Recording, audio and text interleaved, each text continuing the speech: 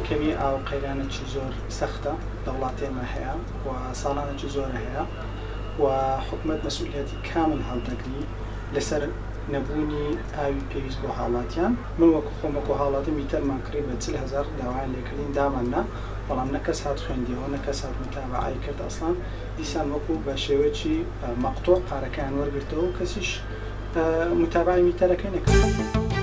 چەند لێژنەیەکی دادپەروەر هەبن بتوانن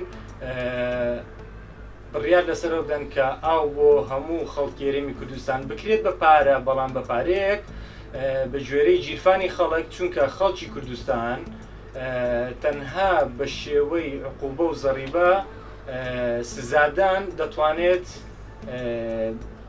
بە فیڕۆنەدانی ئاو کەم کاتەوە.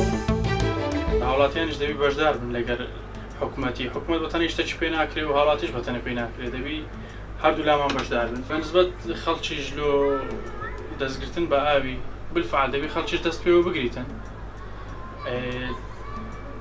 مەسەلەن لۆ نمونە سیارەشتن لە پێش دەرکان، هەندێک ژن هەیە پێش دەرکەی هەر ناهێریشک بیتەوە، شتانشتە چی ناشرنە. هیوادارم خەڵک بەخۆی دابستەوە.